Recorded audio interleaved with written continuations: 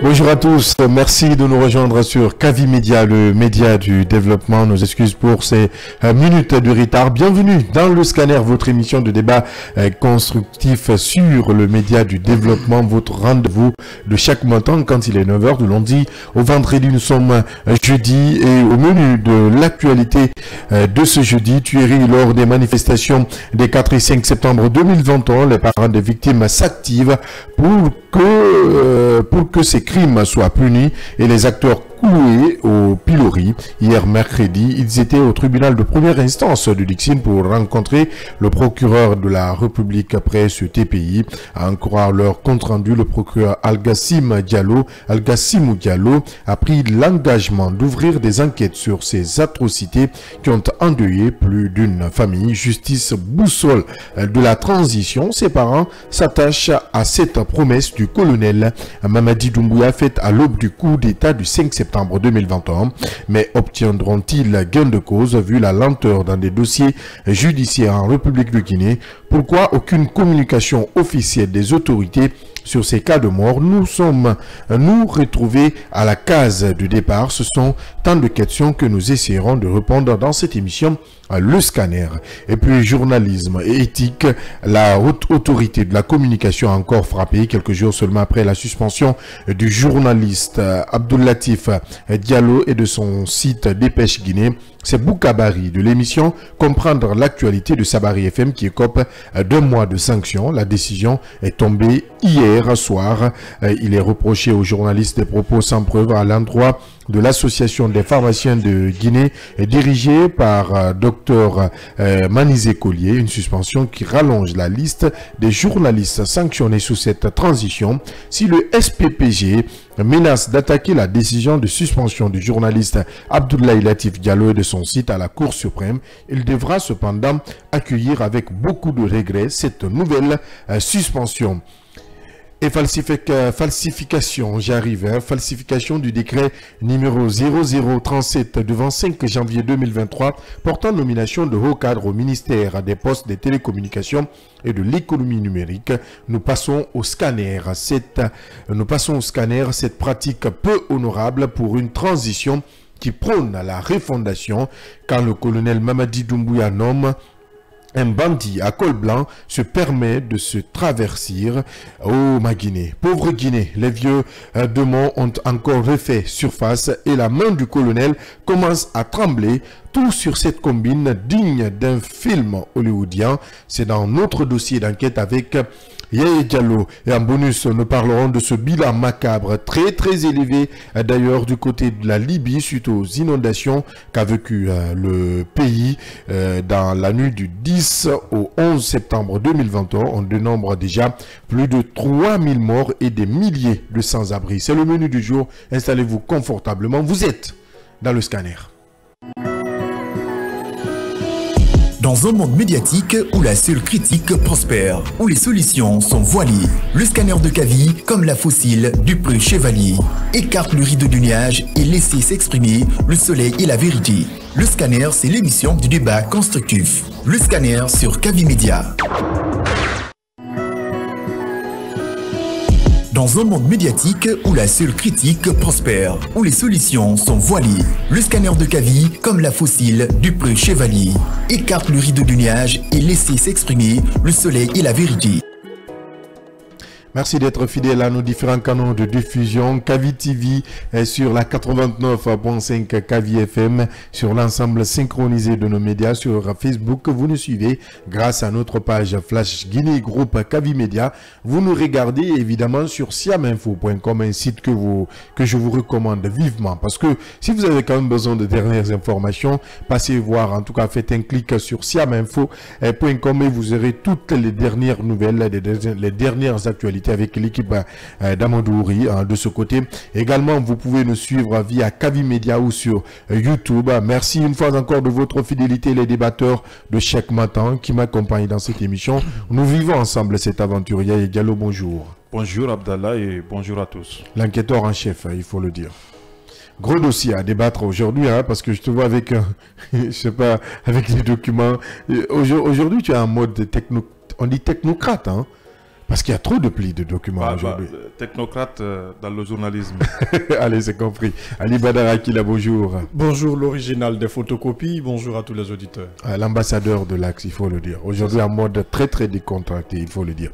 Allez, on commence par ce sujet du côté de la Libye. Une journée ou des journées de deuil de ce côté, parce qu'on parle de 3000 morts. 3000 morts suite aux inondations survenues dans l'est du pays, Diallo. Oui, plus de 3000 morts, puisque je suivi cette actualité. Je crois que, à la différence du Maroc, c'est que la Libye, c'est un État complètement déchiré, il y a une décennie. Et nous avons des chefs d'État autoproclamés de la Libye, et ce qui fait que ce serait encore un peu difficile de secourir la Libye, parce que je me dis qu'un État, disons, qui à peu près a du mal à s'ouvrir au monde, et nous sommes dans une situation où naturellement les collaborations entre États, les partenariats entre États et États qu'on appelle bilatéraux. Oui. Donc ce qui fait que il y a tous ces problèmes-là. Je me suis dit que la Libye, elle est laissée pour compte, parce que aujourd'hui c'est un État qui semble avoir tous les problèmes au monde pour avoir, disons, un État au niveau de la Libye. Donc, ce qui fait que ça serait encore très difficile pour manifester une forte solidarité internationale à l'égard de la Libye, même si, par endroits, on voit très bien que des messages de solidarité de part et d'autre, mais ça ne doit pas être à ce niveau-là. Parce que ce qu'il faut dire, c'est que cette tempête qu'on appelle tempête Daniel, qui a complètement dévasté la Libye. Et voyez-vous la particularité, moi, ce qui me fait peur, c'est que vous pouvez voir des gens en plein sommeil sortir de leur lit par une vague ou des vagues qui, avec une vitesse inexplicable. Ouais. Donc, ce qui fait aujourd'hui, on assiste à plus de 12 000 portés disparus, plus de morts. Je crois que c'est assez, et c'est en cela qu'il faut inviter de l'humanité, au nom de l'humanisme, les États, toutes les grandes puissances, pour venir en aide de cette Libye qui est complètement aujourd'hui affectée par cette inondation assez légère, il faut le dire comme ça. Donc j'estime que de part et d'autre, que ce soit les Nations Unies, que ce soit l'Union européenne, voire même l'Union africaine, la Libye quand même a besoin d'aide. La Libye quand même avait un chef qu'on appelait Muammar Kadhafi, que ça soit passé, qui avait porté l'Afrique dans son cœur et qui a toujours prôné cette unité africaine. Donc jusqu'à là, moi je me demande qu'est-ce qui fait que l'Union africaine n'a pas pu quand même manifester, ou disons ce silence assourdissant et coupable, quelquefois même incompréhensible, qu'on puisse quand même, ne serait-ce que ce qu'on a, mobiliser les moyens de part et d'autre pour le secours de cette Libye qui me semble aujourd'hui complètement dévastée. Ouais, évidemment. Ouais. Ali Badara Akila, rapidement, un mot sur cette actualité, sur ce bilan très très élevé du côté de la Libye. C'est une désolation, comme pour le Maroc, c'est la Libye aussi qui est victime de cette inondation dévastatrice. Yaya l'a rappelé avec ces soubresauts d'ailleurs qui aussi gangrènent le pays, parce que quand vous prenez l'image du pays actuellement, il n'y a pas d'entente, il y a une division totale entre deux armées. Oui. Mais j'ai la ferme quand même qu'ils vont essayer de mettre les égos de côté, que là il s'agit des vies humaines, et selon d'autres informations il y a aussi plus de 10 000 et quelques disparus. Ouais. Ça veut dire on parle même de 12 000.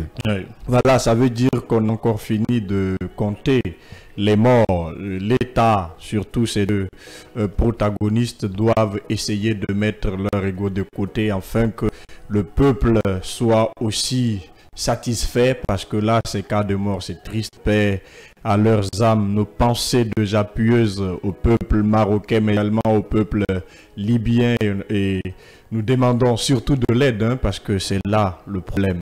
La Libye va affronter aussi, comme le Maroc, une rupture alimentaire, quand donc il y aura besoin d'aide alimentaire. Voilà, d'aide donc à la Nations Unies, à l'OMS, parce que là, il faut craindre la maladie qu'on appelle le pas.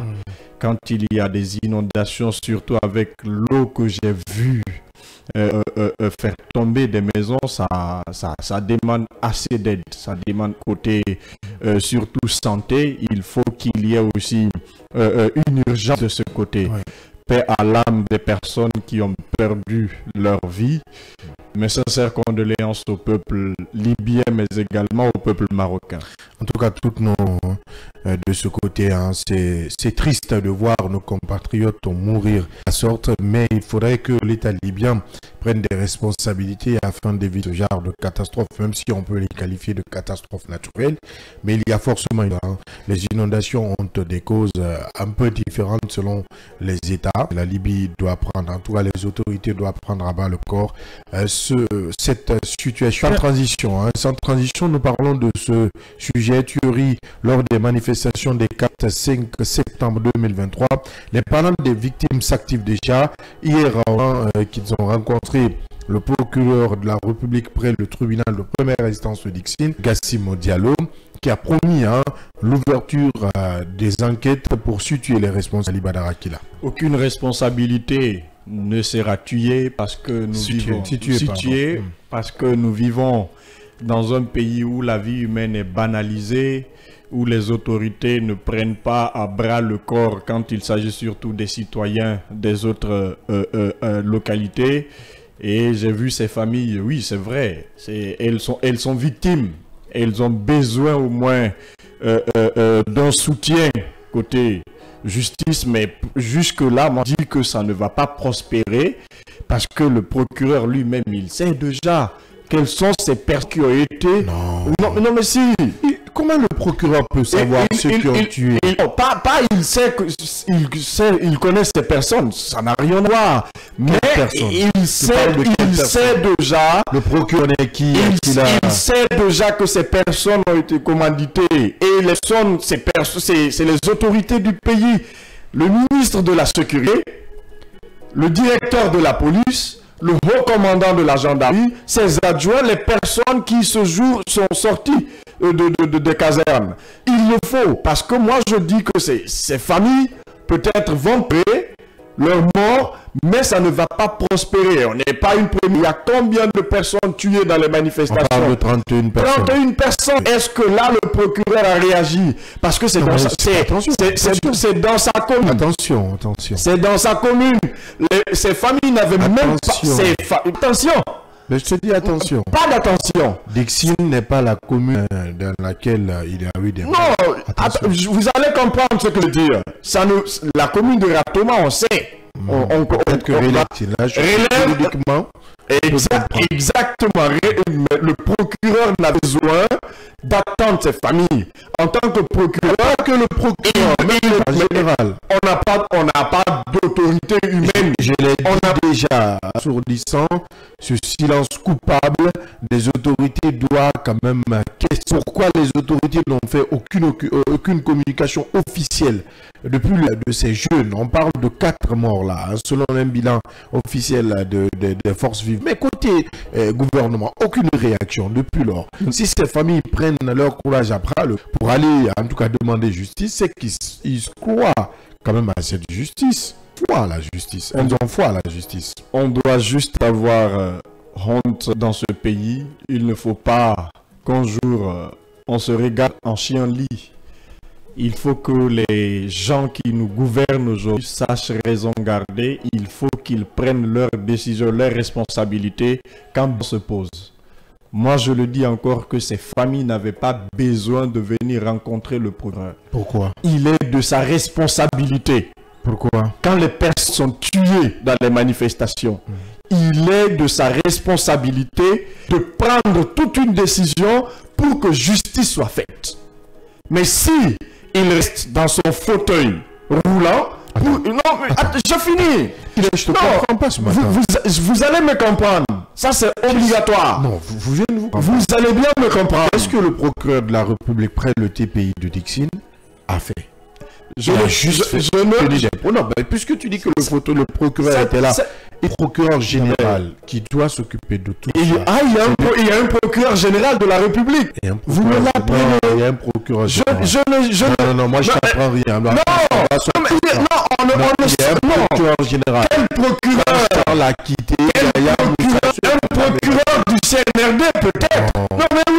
Qui est au pouvoir? C'est un procureur au pouvoir. C'est pas un procureur de la République. Moi je veux qu'on ait que c'est un procureur. Je ne mélange pas. Il y a une différence entre un procureur général et le procureur de la République. Al-Gassinou, c'est le procureur de Dixine. Le tribunal. Il y a un de la République, peut-être que c'est vous qui me l'apprenez parce que moi je n'ai jamais connu un procureur général. Moi, je n'ai vu qu'un procureur one man RD.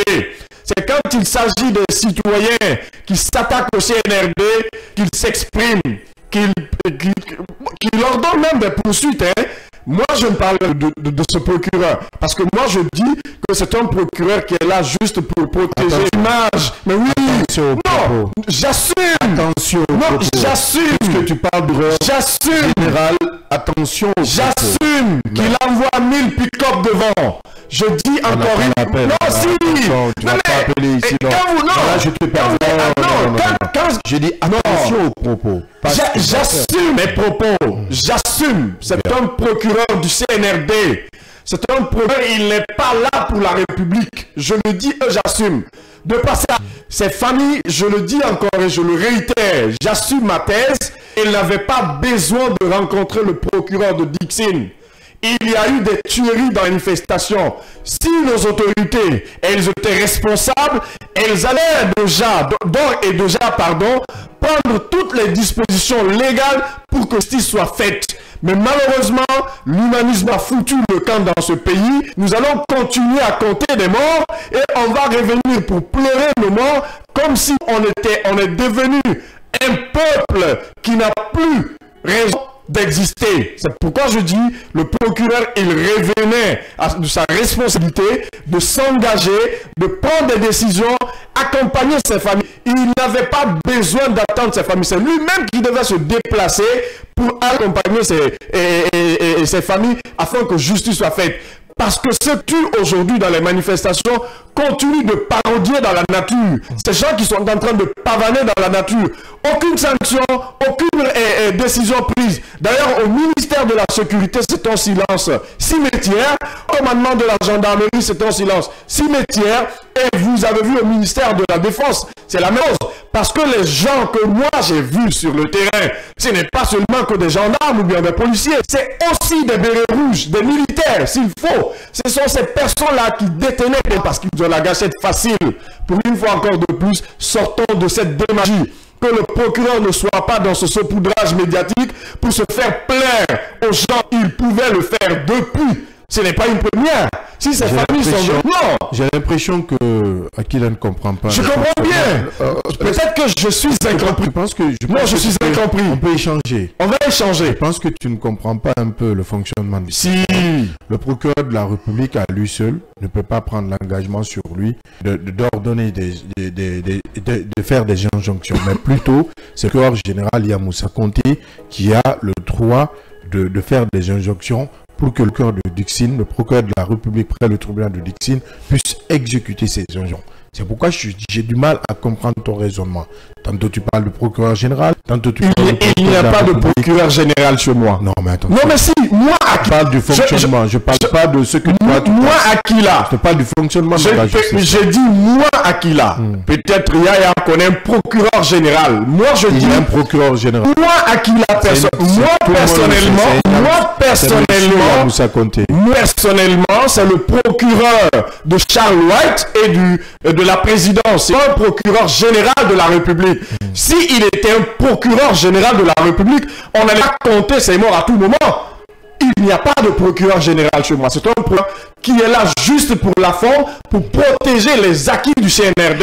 Si vous ne croyez pas à ce que je dis, attaquez-vous au CNRD. Vous comprendrez que nous avons un procureur défenseur, un procureur spécial fait et impôt pour le CNRD. Je le dis encore une fois, ce procureur de Dixine, certes, il est dans son rôle, mais ses familles n'avaient pas besoin de venir le rencontrer. Je reste sur mes gardes, je reste sur ma position. Je respecte ton opinion. Oui, Yaya Diallo, rapidement, sur ce sujet. Parce que là, Akil, aujourd'hui, j'ai du mal à le comprendre. Je suis incompris. J'ai du mal à le comprendre. Pas parce que je ne te comprends pas, j'ai du mal à te comprendre. Oui, Yaya Diallo. Moi, je suis quand même assez triste de constater depuis 2021, puisque le CNRD, sa tête, le colonel Mamadi Doumbouya, avait pris le pouvoir, dit-il, pour mettre à toutes ces théories, toutes ces justices qui s'abattaient sur les citoyens guinéens. On avait écrit en lui, et ce qui est encore assez paradoxal, c'est qu'on soit qu'on retombe pleinement dans ces arbres qui sont absolument inhumains et ignobles. Sur ces questions, je pense que on est en train de... C'est lui qui peut se frotter tout cela, c'est bien entendu le président de Chypre, puisque on a dit au effort qu'on l'avait justement déposé, c'est parce que il y a ces arts de pratique-là qu'il fallait mettre fin à ça. Je crois que si cela continue aujourd'hui, il peut se poser la question, ou voire même ses militants ou ses collaborateurs, pour dire que les raisons du coup d'État sont ailleurs, mais pas par rapport à tout ce que nous subissons, puisque ça continue de la plus belle de manière. C'est assez regrettable qu'on en soit là. S'agissant de cette théorie, j'estime que c'est la même manière, c'est la même stratégie, c'est qui sont mises en place depuis sous Alpha.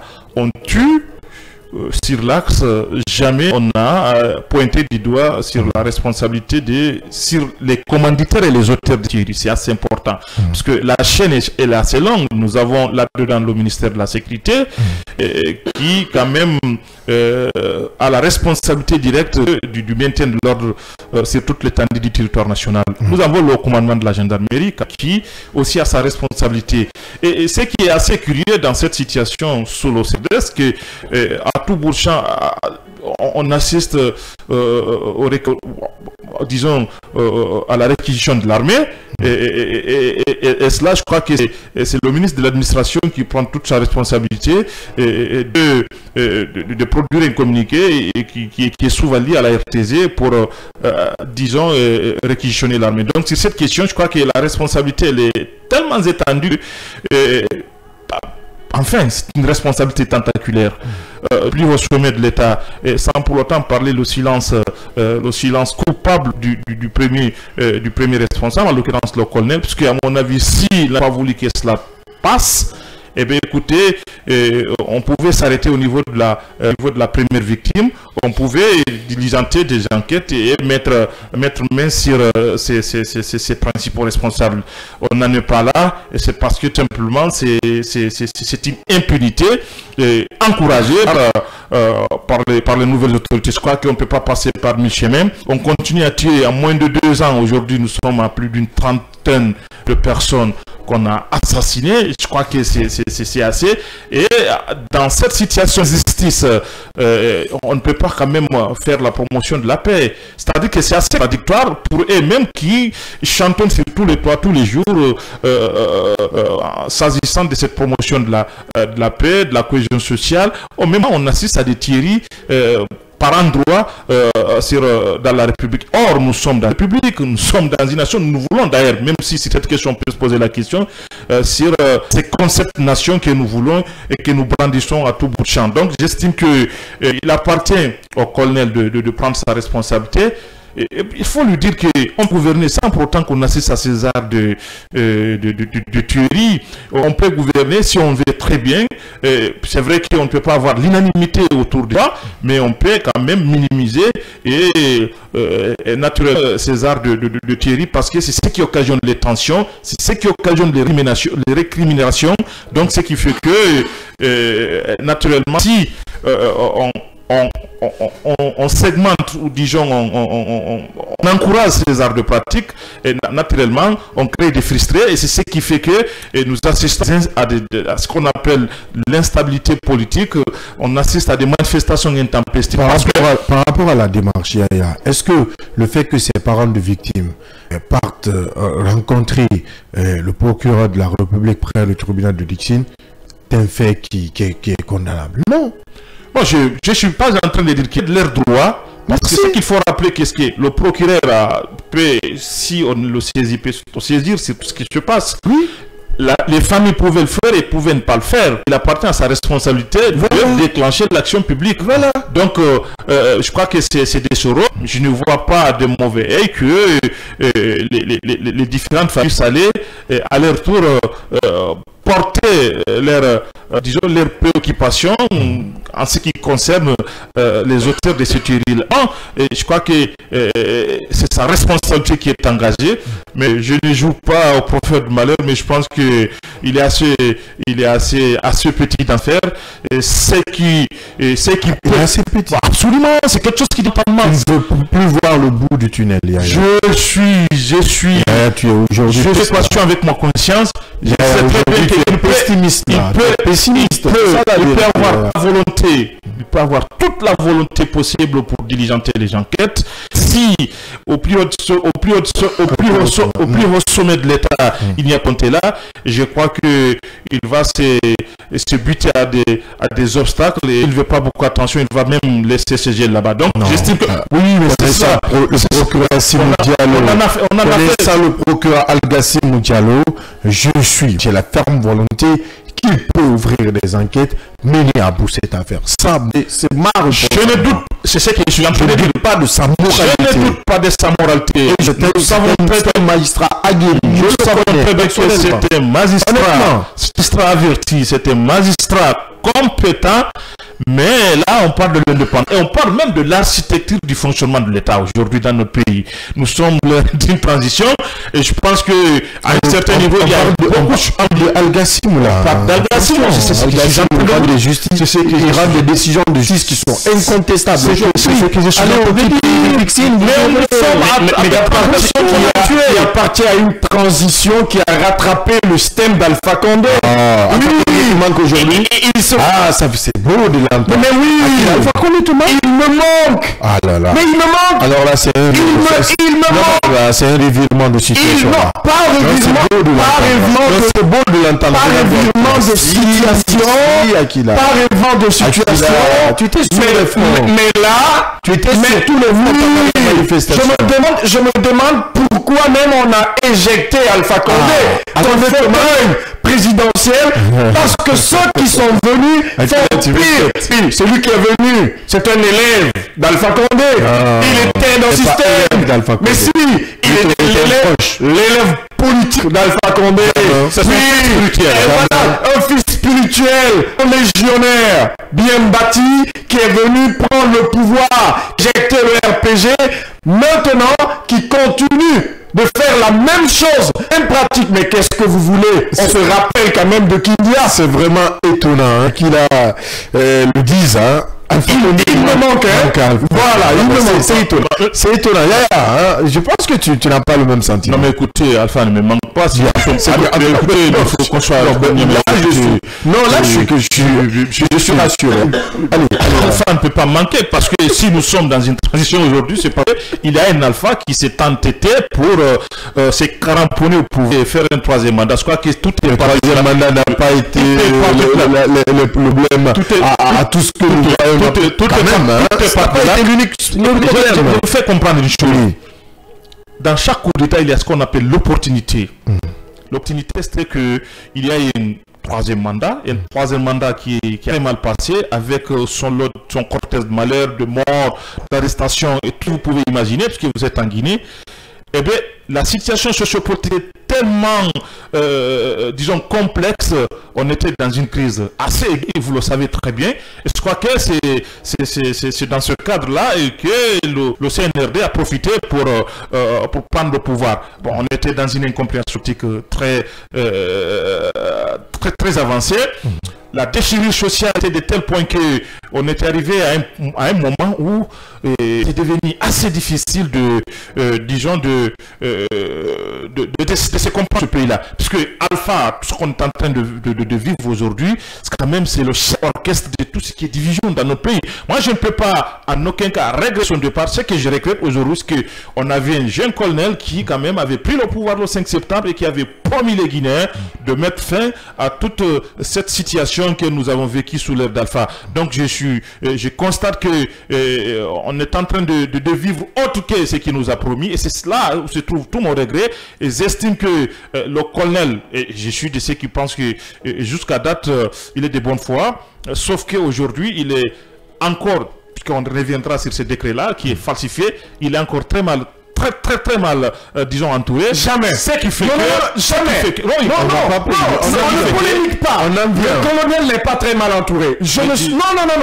Je ne suis pas d'accord. Je me permets de finir. Je vais te permettre. On va s'écouter. Je te permets. Akila, on va s'écouter. Mais on s'écoute là. Qu'il écarte cette thèse. Allez, on s'écoute. Il est à l'image de son entourage. Allez-y. Je termine sur cette question. Vous savez, c'est très difficile de gouverner. Avec peut-être vous avez fait l'administration, pour ceux qui ne connaissent pas l'administration, il n'a jamais été directeur. Ce qu'il faut dire, c'est que le colonel, on le connaît pour son pragmatisme. Quand il veut faire, il le fait. Maintenant, la gestion de l'État, vous savez, il y a beaucoup de leviers.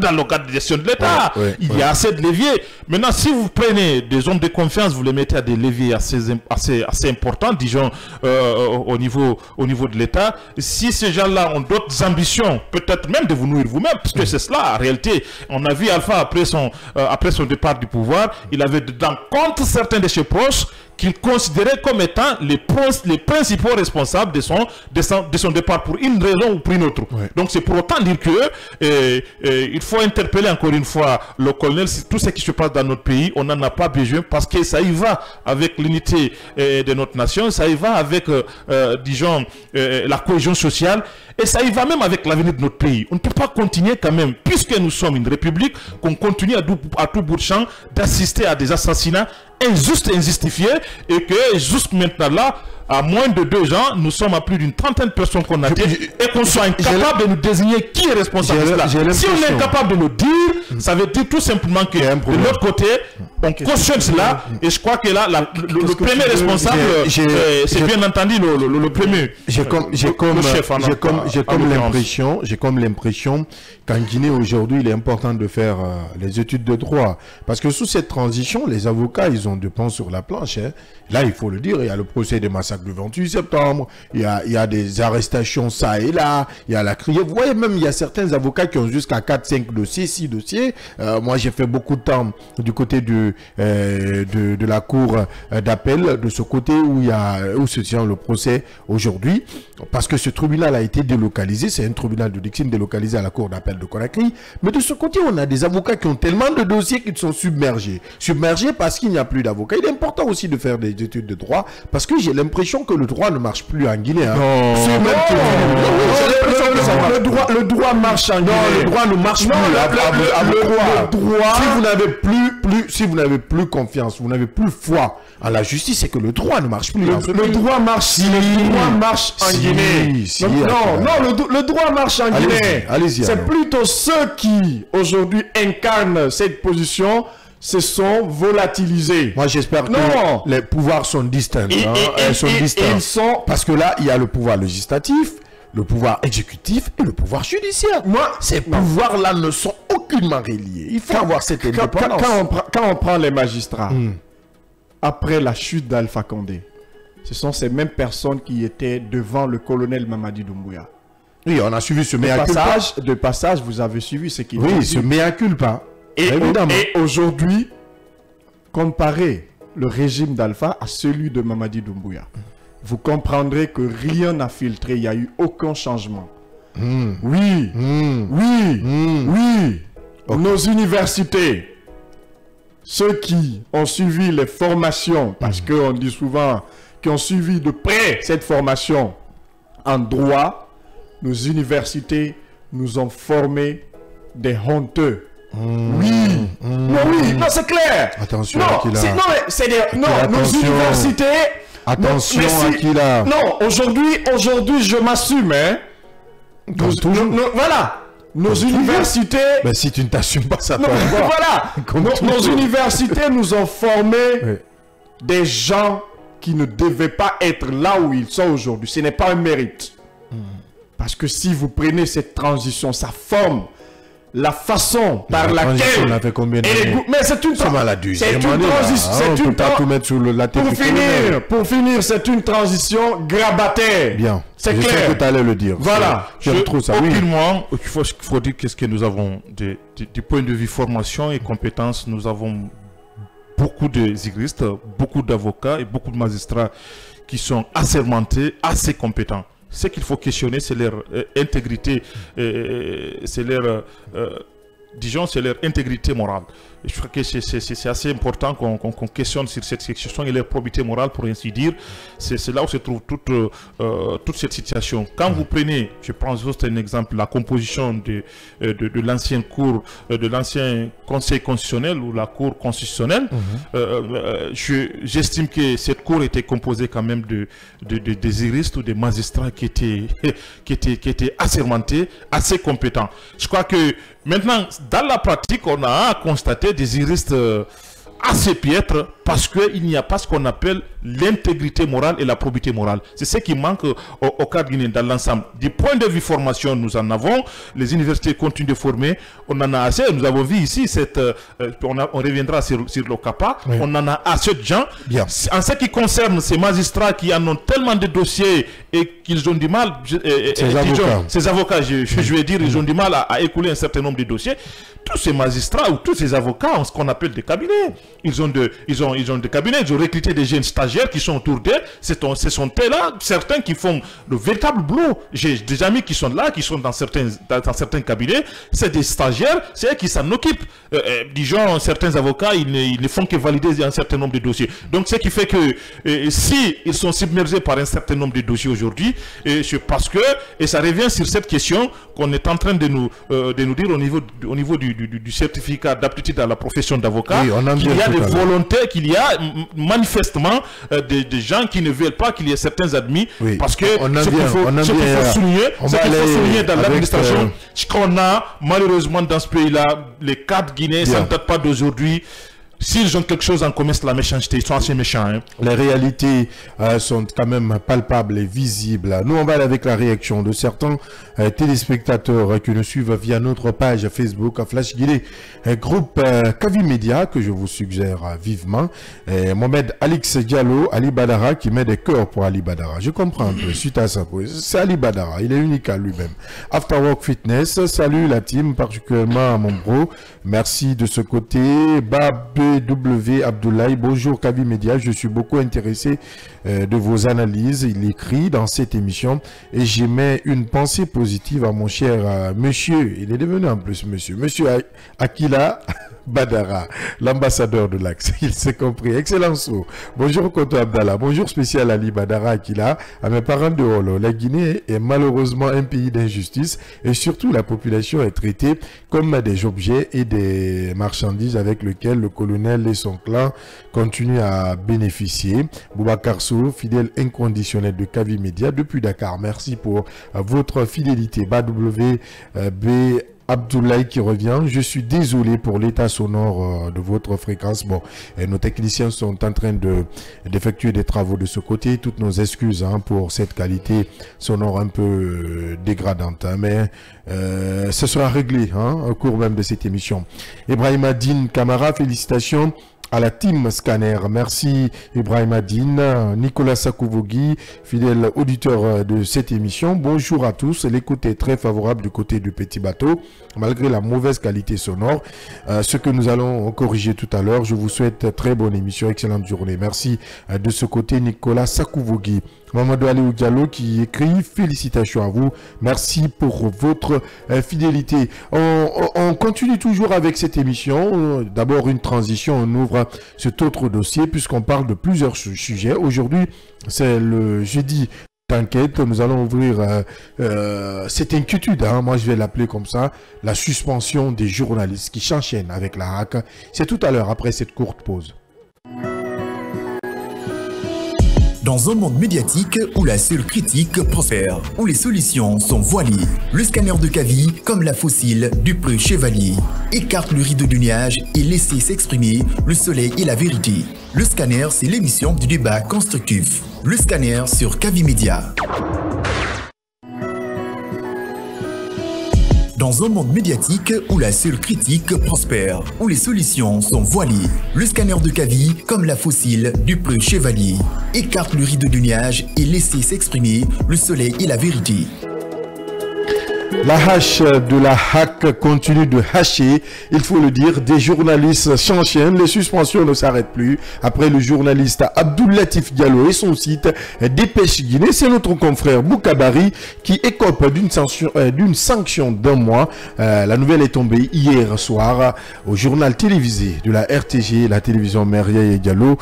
C'est encore inquiétant pour la liberté de la presse, inquiétant pour les associations de presse. Aujourd'hui, on nous apprend même que le syndicat professionnel de Guinée, de la presse professionnelle de Guinée, conduit, parce que c'est un syndicat conduit par le secrétaire général Sékou Jamal Pandessa, et même en conférence de presse, à l'instant même que nous réalisons cette émission, il est en conférence de presse à la Maison commune de la presse avec le réseau des journalistes sans frontières. Je perds le nom, mais je pense que c'est le journaliste Reporters sans frontières. Merci de me passer le nom.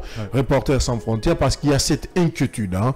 Il y a comme du deux poids deux mesures, ou si nous pouvons le dire, un acharnement contre certains confrères en République du Guinée également. Oui, force est de constater aujourd'hui il y a une volonté affichée par la HAC de mettre au pas tout journaliste qui oserait dénoncer un certain nombre de choses.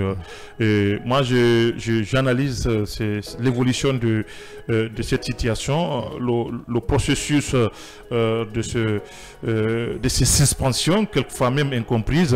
Mais je me dis qu'on a vu, il y a de cela 3 mois, le ministre de la République girait sur tous les cieux au monde de fermer tous les médias qui, disons, dérouteraient sur l'éthique et la déontologie. Je ne sais pas ce qu'on appelle l'éthique et la déontologie, mais peut-être il n'était même pas ministre de la communication, hein, celui qui l'a dit. Oui. Il n'est même pas ministre de la communication. Peut-être au nom de la refondation. Ouais, tout semble permis. Au nom de la refondation. Oui, parlons de ce. Donc c'est relatif. Oui. À mon avis, c'est relatif à cela. Et je crois qu'ils ont voulu le faire autrement, puisque c'est seul la HAC qui est censé, disons, suspendre ou sanctionner un journaliste en République de Guinée. Et c'est la loi qui peut, disons, interdire à un journaliste ou à un média de mettre ou de dire quoi que ce soit. Ils ont voulu peut-être créer un peu la forme, même si elle semble être mauvaise, hein, à tout bout de champ. Donc ce qui fait mise en cause. Oui, effectivement. Ce qui fait que on a vu, s'agissant le cas de Latif, puisqu'on va essayer de revenir sur le dossier encore beaucoup plus. C'est très important. Parce que, excuse-moi de t'interrompre, il faut rappeler à ces auditeurs et téléspectateurs, parce que beaucoup n'ont pas compris ce qui s'est réellement passé dans ce cas Latif et le barreau de Guinée. Il est important de revenir sur ce sujet longuement. On l'avait prévu, on l'a promis, il faut quand même respecter cette promesse. Aujourd'hui, Yaya, qu'est-ce qui a prévalu à cette décision de la HAC? Puisque nous avons aussi mené des enquêtes. Mais je ne comprends pas. Hier, on a presque toute la semaine, et hier tard la nuit, difficilement on a eu le recteur de Symphonia, parce que tout est parti. C'était le dernier puzzle qui manquait, la dernière pièce qui manquait au puzzle. Effectivement, oui. Effectivement. Donc, il faut rappeler que le certificat d'aptitude à la profession d'avocat est un concours qui date, hein, c'est depuis 2021. Il faut le rappeler, où 296 ont candidaté. Et parmi ces 296 qui ont candidaté, 8 personnes ont été déclarées, disons, admises. Donc, 70 candidats 70 candidats de ceux qui ont été recalés se sont constitués en collectif. Ils ont décidé de contester, disons, le processus qui est abouti à ces résultats-là. Donc, ils accusent le barreau, entre autres, d'irrégularités dans le cadre de ce concours. On parle de manquements, on parle même de corruption dans ces dossiers-là. Alors, on a essayé de savoir d'ailleurs comment ce jury a été constitué, puisque il faut le rappeler qu'à un certain niveau, dans beaucoup de pays, c'est l'État qui devrait organiser, disons, ou financer l'organisation de ces concours-là. En Guinée, ici, depuis plus d'une décennie, c'est le barreau qui s'en approprie et c'est le barreau qui organise. Bon, le barreau disant qu'ils n'en ont pas les moyens, ils ont décidé de demander aux candidats de payer chacun 500 000 francs pour pouvoir financer un certain nombre de choses allant dans le sens de l'organisation de ce concours-là. Alors, ce qui fut fait, donc, les 296 qui ont candidaté, lui, ont été admis, ils ont contesté, parce que pour eux, il y a ce qu'on appelle assez de magouille là-dedans, il y a de la corruption, et on parle même d'affinité accusant certains membres du barreau de privilégier certains de ses proches. Alors, c'est la composition du jury. Il faut rappeler que le jury est composé par le Conseil de l'ordre des avocats, qui désigne ses représentants. Nous avons les magistrats qui désignent les représentants. Nous avons encore la faculté des sciences juridiques et politiques de Symphonia qui désigne son représentant. Tout est parti du choix du représentant de l'université de Symphonia. Alors, cette question, qu'est-ce qu'il faut dire? Que allez-y. Sur cette question, c'est qu'il faut dire que au niveau de Symphonia, on aurait désigné des personnes, en l'occurrence Michel Tolno et M. Alseni Camara. Alseni Camara qui avait d'ailleurs l'habitude de continuer de siéger au nom de l'université. Il le faisait il y a de cela longtemps. Alors, qu'est-ce qui s'est passé réellement? On parle de Michel Tolno, puisque c'est le barreau, et on a écouté Maître Djibril Kouyaté. Pour Maître Djibril Kouyaté, le premier nom qui les avait été parvenu s'agissait de Michel Tolno. Alors, entrant aussi un certain Camara, M. Alseni Camara, donc il y avait deux personnes pour un poste. Donc, on a essayé de... Il faut revenir sur cette partie. Selon Maître Djibril Kouyaté, le bâtonnier, l'ancien bâtonnier, c'était deux noms. Pour lui, l'université aurait choisi deux noms. C'est ce qu'il a dit, c'est sa version des faits. C'est la version de Maître Djibril. Bien. Pour comprendre, puisqu'il y a eu assez de non-dits au l'université, quelle université? Parce que c'est important pour l'université générale en santé de Symphonia. Donc selon Maître Djibril, d'où moi-même j'ai passé. Il faut rappeler que même Tolno fit un de mes professeurs. Bien. Connu pour sa rigueur. Et ça va être difficile pour toi aujourd'hui? Bah oui, mais ça va être difficile, c'est le métier. Parce que ça sent pas bon pour lui. Ça sent pas bon pour lui, c'est un ami. Je crois que j'aime sa rigueur dans ce qu'il faisait, honnêtement. Donc, mais je n'arrive pas à comprendre comment se fait-il qu'il s'est mis dans ce tourbillon. Dans ce tourbillon, dans cette situation absolument inconfortable pour lui. Alors, pour être complet sur ces dossiers-là, on a décidé, vous m'avez vous-même rappelé sur cette question de revenir encore sur le recteur, puisqu'on avait appelé, on l'avait appelé à plusieurs reprises, il ne prenait pas. J'ai insisté, il m'avait pris au téléphone, je lui ai posé la question, celle de savoir, l'université de Symphonia devrait désigner combien de personnes pour siéger au niveau du jury. Il m'a dit une seule personne. Une seule personne.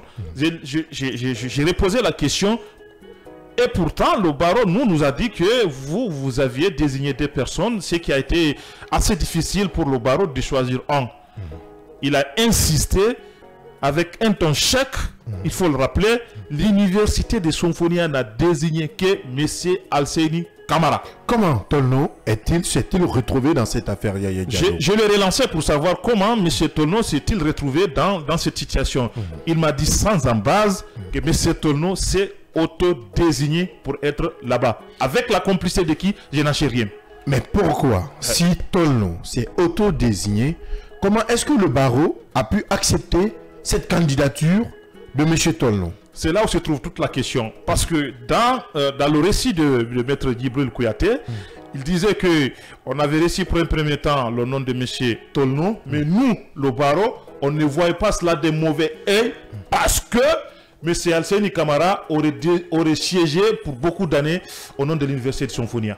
C'est là où se trouve toute la question. Il a même évoqué, puisque moi je l'ai eu au téléphone, il peut, s'il me regarde, il sait que je l'ai eu au téléphone, il a même évoqué qu'il craignait, c'est-à-dire le barreau craignait un poids social sur Alseni qui était déjà un habitué des faits. Si le barreau craignait un poids social, sans pour autant prendre parti, est-ce que les bâtonniers qui étaient, en tout cas les avocats, les magistrats qui étaient dans le jury, est-ce qu'ils n'étaient pas confrontés au même problème? Absolument. Puisque ce n'est pas toute l'équipe qui a été changée. Effectivement. Donc de ce côté, il y a Anguille Choro. Absolument. Il faudrait rappeler cela. Oui, il y a non-dit. Je ne peux pas comprendre que vous me désignez pour aller siéger au nom du scanner et que Akila s'auto-désigne pour aller aussi au nom du scanner et qu'au niveau de la direction, on vous dit là-bas, bon, il y a la petite de siéger, on ne voit pas de mauvais et qu'Akila lui aussi siège. Et pourtant, le scanner, c'est le seul responsable du scanner qui est censé désigner ce représentant qui est Yaya. Et le souci c'est là-bas. Oui, effectivement, le souci c'est là-bas. Donc, par la complicité, il faut le dire, parce que c'est ça aussi le métier, il faut le dire, puisque là, après tous les éléments que nous avons pu regrouper, glaner ici et là, il faut conclure pour dire, vraisemblablement, Tolno pourrait y avoir de complices au niveau du barreau. Donc c'est ça la vérité. Parce que pour mettre et l'autre, le recteur, il faut le rappeler, c'est le professeur Manga. Il m'avait dit qu'il aurait appris même de la bourse du doyen de la faculté de Symphonia, sciences juridiques de Symphonia, que c'est pas la première fois que Tolno fasse ces actes de démarche. Oui, c'est pas sa première fois. Il avait tenté pour une première fois, ça n'a pas marché. C'est sa deuxième tentative. Donc, en complicité, bien entendu, ça, avec certains du barreau. Donc, c'est pour dire que c'est un des éléments qui avait poussé ceux qui ont été recalés pour dire qu'il y avait manifestement une volonté, disons, de la part du barreau, de créer ce qu'on appelle cette affinité ayant abouti à ces concours. C'est un point parmi plusieurs points, s'il faut le dire. Aujourd'hui, est-ce que si le SPPG attaque cette décision à la Cour en justice, semble-t-il, si cela s'avérait, est-ce qu'il n'y a quand même pas une lueur d'espoir de gagner? Oui, effectivement. Avec ces nouveaux éléments. Effectivement, puisque quand on écoute les juristes, je crois que c'est un élément assez basique en droit. La forme commande le fond. Oui. Et dès l'instant qu'ici que la forme est complètement biaisée, je crois qu'on ne doit pas s'intéresser au fond. Est-ce que la HAC aujourd'hui doit faire une confrontation entre le journaliste et le barreau? Mais c'est ce que la HAC devrait faire. Mais puisque la HAC n'a pas accepté Zensi au nom de quoi, pour connaître ce qu'on appelle cette confrontation, parce que c'est au niveau de la confrontation qu'on pouvait écouter les deux parties et à la HAC de prendre sa responsabilité de trancher qui a raison et qui ne l'a pas. Qu'est-ce qu'on appelle diffamation dans tout cela, puisque tout est parti de là-bas. Donc en réalité, il faut dire que c'est 6 qui devraient composer le jury, et jusqu'à la fin, c'est vers la fin qu'ils se sont arrangés pour trouver la 6e personne. Et là aussi, c'est un facteur qu'il faut désigner, parce qu'il faut rappeler, sur toute la ligne, la forme a été complètement biaisée. Donc sans parti pris, il faudrait en tout cas suivre de très près cette affaire avec les nouveaux éléments qui surgissent. C'est important de suivre de très près cette affaire, puisque, comment je peux dire ça, beaucoup d'associations aujourd'hui s'impliquent pour en tout cas défendre la cause des journalistes, puisque en tant que journaliste d'investigation, il est important aussi d'avoir des clés de réponse à certaines situations. Oui, Akil Ali Badara. Moi, je comprends la situation de notre HAC. Je comprends. Avec sa hache. Oui, avec sa hanche. Et je comprends. La HAC, notre HAC, ressemble aujourd'hui à une femme qui se trouvent dans le veuvage, qui ne vivent ou qui ne dépendent que de la pension de son mari. C'est-à-dire, c'est une HAC, mais de par derrière, vous comprendrez avec moi dans ce studio que c'est une HAC composée de militants et de professionnel. Je ne suis pas non, d'accord. je le dis comme ça. Je ne suis pas d'accord. Vous ne serez jamais d'accord avec moi. Hein? Voilà, mais moi je le dis. La HAC est composée de professionnels. Je le dis. Je suis d'accord. J'ai des professeurs de ce côté. La HAC. J'ai des personnes qui ont quand même animé des conférences, qui animent des débats. Mais même vous pouvez animer des conférences. Non, attention. Vous pouvez animer des débats. Attention. Vous pouvez animer des panels, vous aussi. On peut s'écouter là. On va s'écouter. Mais vous aussi, vous pouvez animer des panels. Je comprends un peu ta frustration. Je comprends la HAC. Je sais qu'elle est devenue téméraire. Pas du tout. Oui. Pas du tout. Non, si. Le fait que son non, travail. Non, si. Non, la HAC ne fait que son travail. Je serais d'accord avec toi si tu t'inscris dans cette logique. Elle est devenue... C'est l'autorité de régulation. Ce que tu ne comprends pas, la HAC n'est pas là que pour suspendre. La HAC, à un certain moment, aussi défend des journalistes face à des décisions. Aussi dépend. Aussi défend. Aussi. C'est notre rôle. Je comprends. Non, je comprends. C'est bien de caresser cette HAC. Je te comprends. Tu es dans ta logique. La HAC a résolu des problèmes entre journalistes et particuliers de façon amiable ici dans ce pays. Je sais. Il faudrait saluer ces progrès. Je sais. C'est peut-être, on peut glisser, tout le monde peut glisser. C'est des professionnels, certes, ils peuvent perdre une petite notion sur un problème donné, mais on ne peut pas quand même tout peindre en noir. Glisser. Oui, ils peuvent glisser. C'est des êtres humains. D'accord. Ils peuvent glisser. Je peux. Allez-y. Je continue. Vous êtes satisfait? Non, ben allez-y. Non, si je continue. Non, allez-y. D'accord, je continue. Je dis que cette HAC, elle est composée de militants et de professionnels. Les gens qui aujourd'hui composent cette HAC, d'autres ont été recommandés par la présidence au temps d'Alpha Condé. On n'est pas au temps d'Alpha Condé. Et je finis. Nous sommes au temps du CNRD. Pour survivre. Je pense que ça, il n'y a pas de lien. Pour survivre, il faut qu'il se comporte ainsi. Vous savez ce qui m'a le plus étriqué, c'est quand vous sanctionnez un journaliste sans l'appeler pour qu'il s'explique.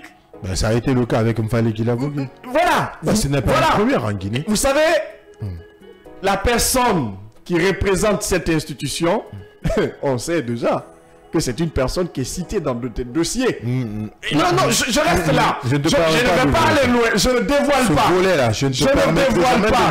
Je ne dévoile pas. Si la personne, elle n'a qu'à régler ses démêlés judiciaires avec la justice. On parle de sanctions. Je ne dévoile rien. En tout cas, j'insiste sur ça. Les démêlés judiciaires, allez, il peut gérer ça. On ne parle que de suspension de journalistes. Non, mais honnêtement, je ne dévoile rien. Tu ne vas pas détourner le débat. Non, je ne détourne pas. Allez-y. Je ne dévoile rien. Je reste là. Donc, je comprends. Je le rappelle. C'est une HAC. Elle ressemble à une femme qui est dans le veuvage, qui dépend ici des pensions de son mari. Bien. La HAC, pardon, avec sa hache, cherche à survivre. Nous, journalistes, on doit comprendre que ces personnes qui sont là-bas ne sont pas aussi indépendantes que comme on l'imagine. Il faut... Non, pas du tout. Le président... ces commissaires sont indépendants. La personne qui représente cette institution a été nommée par décret. Notre frère Amadou Touré. Amadou Touré, je me permets de le citer aujourd'hui. Amadou Touré, c'est quelqu'un de très ouvert. Qui a un pseudonyme. Même sur les réseaux sociaux, même sur les réseaux sociaux, tu es capable de l'aborder et qui t'explique carrément si tu veux des informations. Donc c'est pour te dire que c'est pas la composition de la HAC qui peut constituer un problème aujourd'hui. Alors, qu'est-ce qui constitue un problème? C'est ce que je suis en train de te faire comprendre. Aujourd'hui, c'est l'interprétation des affaires qui viennent au niveau de la HAC qui crée problème. Aujourd'hui, j'ai vu hier des publications de certains de nos confrères qui disent attention, aujourd'hui, il faudrait juste qu'un particulier s'élève, aller porter plainte pour qu'on sanctionne un journaliste. Aujourd'hui, moi, quand on me dit à la télévision nationale qu'un journaliste a été sanctionné parce que simplement il a tenu des propos qu'il n'a pas pu prouver, ça m'intrigue, ça m'écoeure.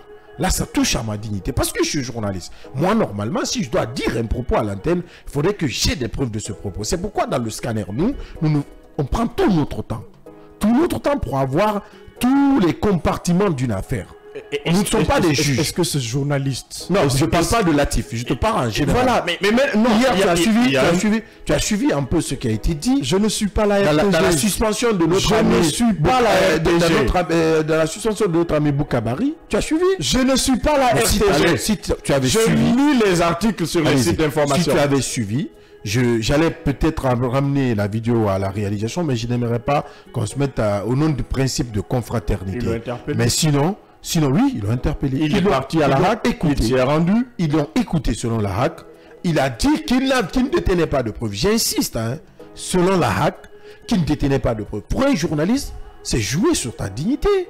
C'est saper ton comment je peux dire ça, ta crédibilité. Aujourd'hui, ce journaliste est nuit.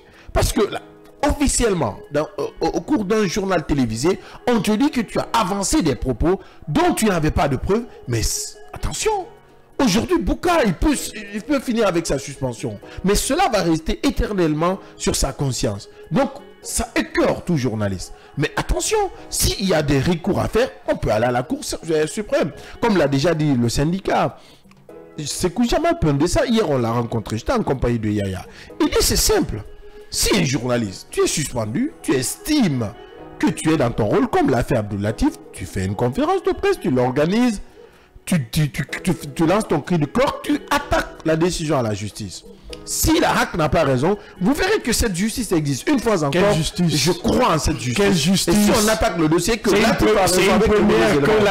c'est une première fois que la HAC soit estée en justice et qu'il y ait une suite favorable. Non, ce n'est pas une première. Cette fois. Cette fois quoi? Cette fois-ci. Mais qu'est-ce que vous voulez? Mais qu'est-ce que vous voulez me faire croire? Moi, je crois en cette moi, Akila, je dis que Latif, là, il doit accepter. Non. Non mais attendez, c'est facile. Vous allez comprendre son sort. C'est facile. Vous allez comprendre.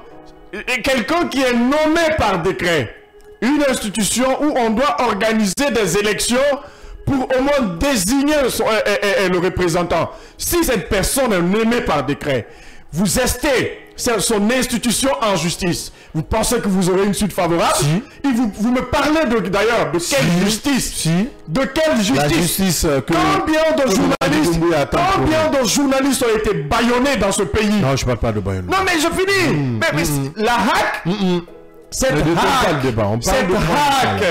que je vois là, veut reprendre encore le même comportement d'hier. Bien. On doit prendre position dès maintenant, sinon sans quoi, les jours qui suivront, beaucoup de journalistes vont se retrouver dans les mailles de cette institution et ça va causer assez de dégâts. Pourquoi pas? Parce que quelqu'un a été cité comme l'ennemi de la presse. Vous avez vu cela? Bien. La HAC, quand vous venez, on s'assoit, on se regarde, les visages sont bien gommés, le président il est là, il dit bon, vous savez, le président c'est ainsi. Personne n'est le papa dans ce pays. Nous sommes avec les textes de loi. Si, le papa c'est le président. Non, attendez, quand même. Le père de la nation, le père de la nation. C'est le président. Mais quel père de la nation? C'est le président de la République. C'est le père de la nation. Il reste le président de la République. C'est le père de la nation. Mon papa, il est à la maison. Bien, je te comprends. Voilà, j'ai fini. Pour vous dire. Oui, en quelques secondes. Parce que là, on a notre sujet. Nous journalistes, surtout les journalistes qui aujourd'hui critiquent le CNRD. Parce qu'il y a ça, la gestion du CNRD. Si Latif était un journaliste qui se végétait dans l'air, parce qu'on va revenir sur le dossier d'Ousmane Gawal. Rapidement, voilà. Si Latif était un journaliste qui se détalait dans les bureaux des ministres comme un lapin, on n'allait pas le sanctionner. C'est parce qu'il dénonce qu'il est sanctionné. On doit prendre garde et restons avec le respect de la L002. L'éthique et la déontologie, on n'aura pas de problème. Bien, continuez le débat chez vous. Nous, on change de sujet. On parle de cette falsification du décret numéro 0037 du 25 janvier 2023 portant nomination de haut cadre au ministère des Postes et Télécommunications et de l'économie numérique. Yaya Diallo, qu'est-ce qu'on sait de nouveau dans cette affaire rocambolesque? Comme je l'ai dit, une affaire inédite. C'est un scandale de falsification des décrets au ministère. Mais c'est un fait cette fois-ci, on parle, le ministère de Gawal est directement indiqué là-dedans. Le ministère des Postes, de Télécommunications et de l'économie numérique, on parle de faux en écriture publique. Parce qu'il faut dire que le 25 janvier 2023, le décret numéro 0037 portant nomination de haut cadre au ministère des Postes, de Télécommunications et de l'économie numérique a été lu sur les zones de la RTZ. Ce qu'il faut rappeler pour un premier temps, c'est que au niveau de ces décrets, ce qu'il faut dire, le décret a été enregistré au niveau du secrétariat général du gouvernement dans sa direction de législation. Ce décret qui a été lu, qui a été enregistré au niveau du secrétariat général, il faut le dire, comportait 3 noms. Oui, je pense que Michel a déjà toutes ces images et il peut carrément nous aider côté réalisation pour avoir ça, parce qu'on avait déjà parlé de ce sujet en début de semaine. La semaine dernière. La semaine dernière, on avait tous les documents y afférents ici. On dit le décret enregistré au secrétariat général du gouvernement dans sa section, dans sa direction de législation, comportait 3 noms. Or, l'annonce à la RTZ, on avait lu que 2 noms. Est-ce que vous avez vu un peu la contradiction? Au niveau du secrétariat général aux affaires religieuses du gouvernement, il y avait 3 noms. Il y avait 3 noms qui a été enregistrés au niveau de sa direction législation. Dans le nom du monsieur Chérif Aïdara, qui est le conseiller principal. Il devrait être le conseiller principal. Merci. Donc, celui-là, ce nom a disparu curieusement entre le secrétariat général du gouvernement et la RTG. Oui, curieusement. Oui, puisqu'au niveau de la RTG, on a fait état de dénomination. En l'occurrence, ces deux femmes qu'on a vues ici, ces documents. Je crois que si la régie a les documents, elles peuvent afficher ces documents pour nos téléspectateurs. Et face à l'incompréhension de quelques fonctionnaires ayant découvert la contradiction entre l'acte officiel et l'annonce faite par la RTG, les services du ministre Ousmane Gawal Diallo semble être naturellement impliqué dans cette situation. C'est ce qui s'est dit. C'est ce qui s'est dit. On n'invente pas, pas nous, ça ne vient pas de nous. C'est ce qui s'est dit et on dit que toujours c'est dans le cadre du faux en écriture publique. Donc, comme par hasard, un deuxième décret aussi portant le même nom, le même numéro, 0037, avec une signature attribuée au colonel Mamadi Doumbouya, refait encore surface. Donc c'est pour autant dire que nous avions ici des documents, là on avait, disons, le numéro 0033 qui a été, avec la date qui a été assez trempée. J'essaie même de retrouver le document pour aider un peu la réalisation. Je pense que la réalisation aura ça dans quelques minutes parce que je viens de remettre encore le document. Oui. Donc c'est pour autant dire qu'il y a une véritable contradiction ici. Vous savez, on l'avait expliqué brièvement ici. Le premier document, on avait les 3 noms. Au niveau de ces 3 noms, nous avons... Oui, au niveau des 3 noms, si je dois lire les noms, on avait comme conseiller principal M. Ali Chérif Aïdara, conseillère chargée des questions économiques, postales et de la prospective, Mme Salematou Kondé, précédemment directrice nationale d'éthique, conseillère chargée de mission, Mme Assatou Louba Diallo, précédemment attachée de cabinet au ministère de l'Urbanisme, de l'Habitat et de l'Administration du Territoire Diallo. C'était quand même le décret qui a été enregistré au secrétariat général du gouvernement. Malheureusement, entre le secrétariat général du gouvernement et la RTG, on voit cet autre décret où on voit au numéro 1 conseiller chargé de questions économiques, postales et de la prospective, Madame Salematou Kondé, conseillère chargée de mission, Madame Assatou Louba Diallo. Donc là, il y a Anguille Chouros. Et si vous revenez sur les signatures et la date, vous verrez très bien qu'il y a la falsification, elle est palpable et visible quand vous voyez au niveau de, la signature. Il y a comme un 5 qui disparaît et qui est en train de masquer un 7. Effectivement. Et un 2 qui est en train de masquer un autre chiffre. Je ne sais pas comment cela est-il possible. Mais de ce côté, pourquoi jusque-là, on n'a pas quand même enregistré cette, en tout cas, la décision du président Mamadi Doumbouya? Parce que là aussi, c'est l'autre question. On a comme une main tremblante de Mamadi Doumbouya. C'est toute la question qu'on doit se poser aujourd'hui. Et c'est cette même question qui doit nous amener sur comment nous sommes gérés. Oui, voici le document. Merci quand même. Merci à la réalisation. Merci pour la promptitude. Ça, c'est très important. Donc, c'était le premier document enregistré au secrétariat général du gouvernement. C'est ce document, ce décret plutôt, qui a disparu pour donner naissance à l'autre décret où il n'y a que 2 noms. Il n'y a que 2 noms. Non, c'est incroyable. Ce pays, c'est un pays incroyable. Donc, là, tu parlais tout à l'heure de ce 25 qui masque. On voit ça visiblement que ce 25 masque d'autres numéros. Et la signature là touche le nom du colonel Mamadi Doumbouya, contrairement au premier document. Oui. Donc on ne sait pas, entre la RTG et le secrétariat, qui de Mamadi Doumbouya ou du cadre qui a acheminé. Parce que il faudrait qu'on cherche.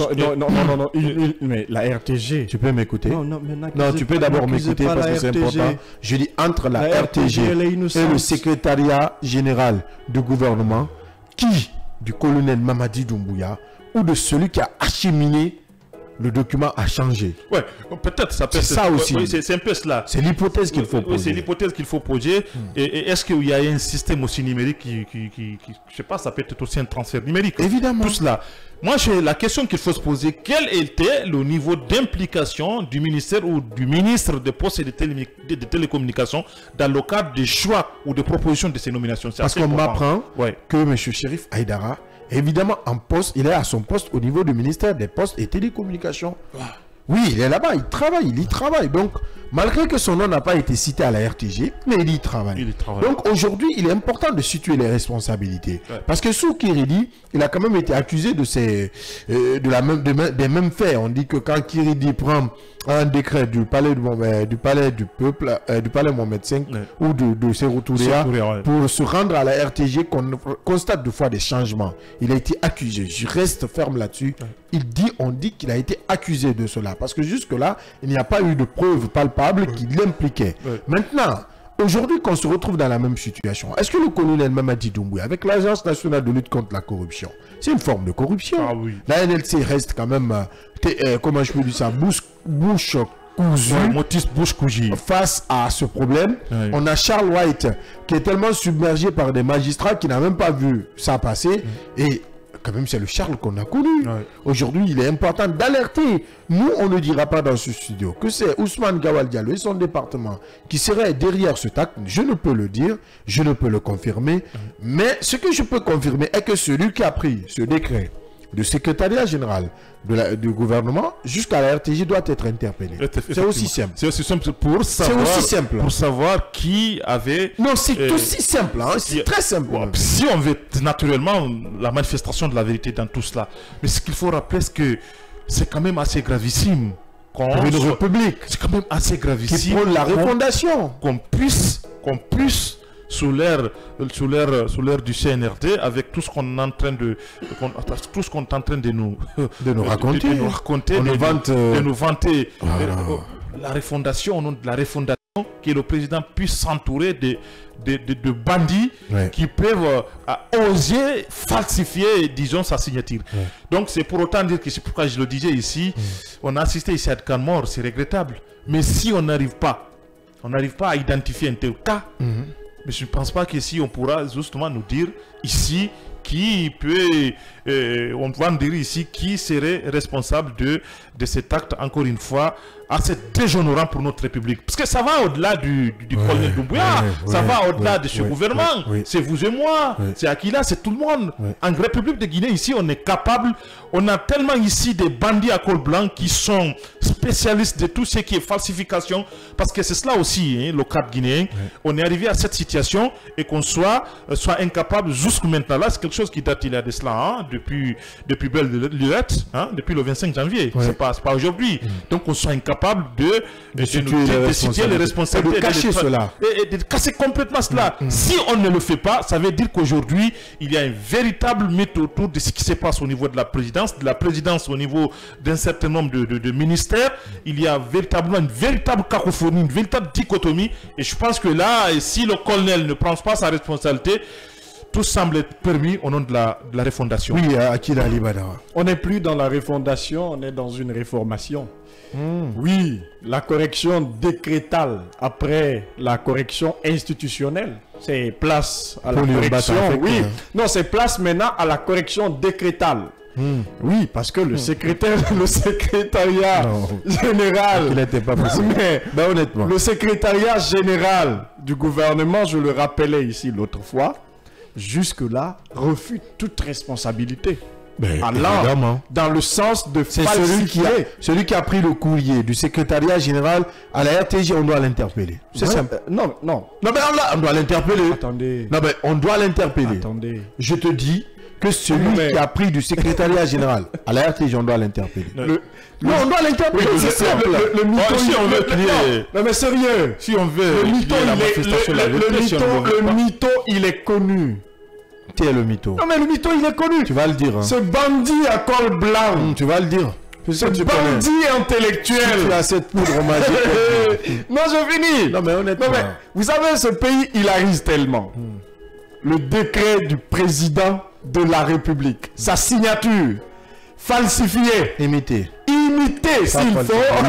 s'il faut par cette personne, et puis elle a le courage même de s'imposer dans ce décret-là. Il faudrait qu'on revoie les décrets pris sous le CNRD. C'est important de faire une autopsie de ces décrets. Non. Ça nous permet de savoir. Parce que même à la RTG, on m'apprend, dans la lecture même des décrets, il y a beaucoup de couacs.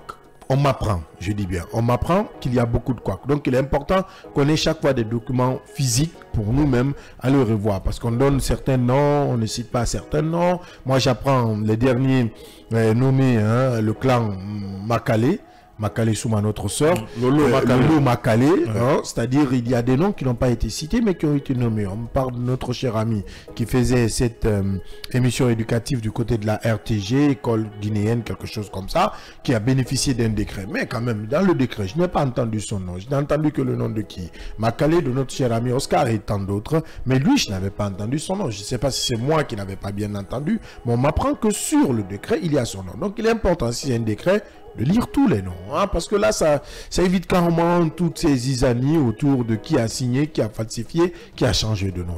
Akila, c'était juste une parenthèse. Non, moi, jusque-là, je dis encore une fois que le mytho, il est connu. Akila. On ne veut juste pas le créer de problème. Sinon, ça, là, ça prouve à suffisance que la personne est un bandit intellectuel. Imiter la signature du président, écarter en notre nom pour imposer l'aristocratie dans son département. Mais c'est clair. Mais il ne faudrait pas accuser. Il faut démettre. Il ne faudrait pas faire un procès. Je n'accuse personne. Je n'accuse personne. Si vous voyez que le secrétariat général du gouvernement a eu le courage, bien sûr, a eu le courage de réfuter la responsabilité, c'est parce que d'un côté, un nom a été cité. En abrégé OGD. Lisez la sortie, le communiqué du secrétariat général du gouvernement. Il revient encore une fois de plus au ministre des postes de télécommunications de faire une sortie et de situer ses responsabilités. De faire la lumière. Nous voulons que lumière soit faite dans cette affaire.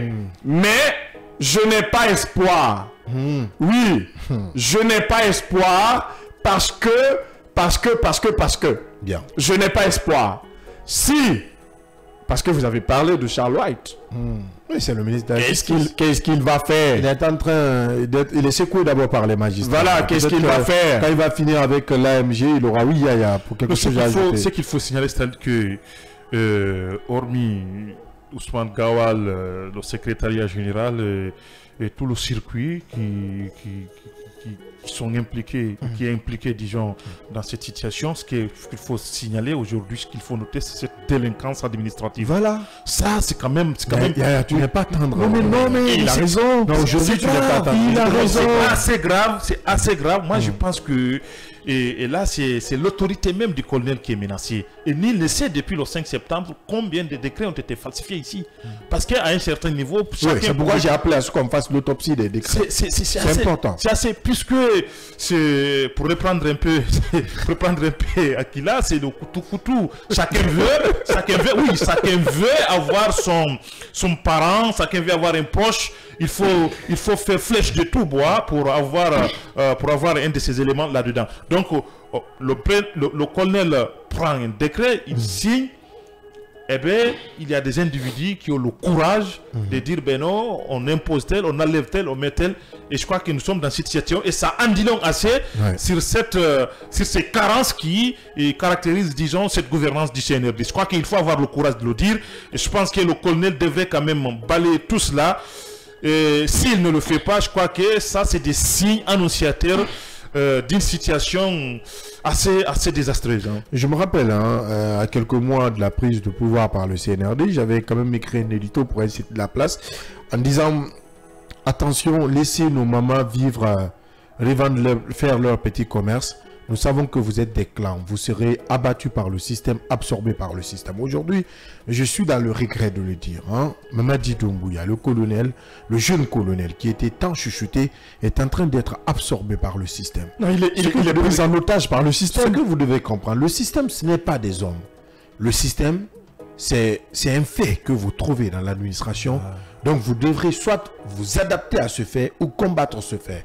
Le fait de trop combattre le fait, Mamadi Doumbouya, le colonel, le président de la transition, est resté dans le tourbillon. Merci de te Aujourd'hui, ressourcer. il est en train de vaciller. Oui, cette transition est en train de vaciller. Merci de te ressourcer. Non, c'est pas... Au début, tu ne voulais pas comprendre, mais là, tu t'es bien ressourcé. Moi, je comprends très bien. Je veux juste prendre le juste milieu. D'accord. Ce qui est vrai, on dira que c'est vrai. Je peux ne pas respecter ne pas accepter ce que tu dis. Je peux ne pas l'accepter. Mais ce qui reste clair, c'est qu'aujourd'hui, Mamadi Doumbouya a essayé, le président Mamadi Doumbouya a essayé de combattre un système qui est en train de le bouffer. Oui, il était dans le système. Non. Oui, mais avec Alpha Condé. Je dis, il a essayé de combattre un système. Ne niez pas l'évidence. Ne niez pas l'évidence. Mamadi Doumbouya n'était pas... Ne niez pas l'évidence. Mamadi Doumbouya n'était pas dans le Non, mais il était sous le coup. Qu'est-ce que vous voulez me dire? Je te rappelle, à la veille du coup d'État du 5 septembre, il était à 2 doigts d'être arrêté. Si tu ne le sais pas, demande à ceux qui ont suivi. Il était à 2 doigts d'être arrêté. Il y avait sa tête a été mise à prix. Tu ne peux pas dire qu'il était tout ça, on peut comprendre. Aujourd'hui, il y a eu des élections, le 3e mandat d'Alpha Condé. On sait quels sont ceux qui ont sécurisé. Quand même, tu avais les forces spéciales. Je ne saurais le dire. Je ne saurais le dire. Sur le terrain, il n'y avait pas je ne saurais le dire. Non, moi j'étais sur le terrain. Je ne saurais le dire. Je ne saurais le dire. Je dis une fois encore de plus que le colonel, le système lui a rattrapé. Et oui. Et la chose aujourd'hui, moi qui m'intrigue beaucoup, je me demande pourquoi le colonel a accepté même de nommer des insulteurs publics dans ce gouvernement. Qui est insulteur public? Ils sont nombreux. On a vu un directeur d'une régie qui s'asseyait sur la toile, insulter des pères et mères, des gens. On a vu. Qui? Il y en a assez. L'important de nommer. Je ne cite pas. Parce que l'histoire a été... Je ne ferai pas de promotion gratuite. Je ne ferai jamais une promotion de nullité dans ce studio. C'est compris. Voilà. Yeah. Non, je crois que Akil doit avoir le courage de citer les noms.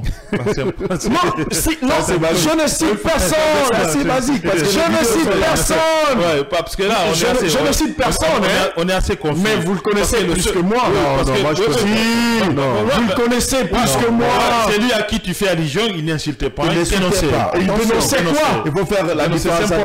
Vous savez de qui je parle. Ouais, c'est pour te rectifier un peu. J'ai une vidéo. La différence entre insulter et dénoncer. Je vais après vous envoyer ces vidéos. Je reste sur ma thèse. C'est des insulteurs publics qui ont bénéficié de décrets dans ce pays. Mais de toutes les façons... Je finis, Yaya. Okay. Parce que là, vous me tiquez. Vous me tapez sur les mains. Rapidement, voilà. Parce qu'on est déjà pris par le temps. C'est pour vous dire, c'est des gens qui pensent aujourd'hui que la Guinée est devenue un héritage familial. Il faut se familiariser avec. Il faut bouffer de l'argent, même si d'un côté, l'incompétence bat son plein.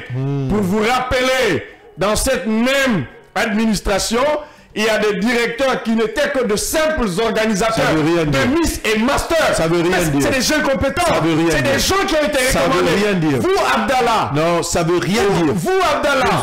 Qu'il soit mécanicien, qu'il soit électricien. Même s'ils sont incompétents. Laisse-moi parler. Allez-y. Souffre de m'écouter. Je vais souffrir. Qu'il soit électricien, qu'il soit mécanicien, qu'il soit même technicien de surface. Si on le nommait qu'il fait des résultats, c'est le plus important. Aucun résultat. Non. Okay. Je ne suis pas d'accord. Une anecdote. Si tu m'amènes des documents, une anecdote. Je ne peux pas aller au mot. Une anecdote. Oui. Un directeur d'une régie avait bénéficié d'un décret.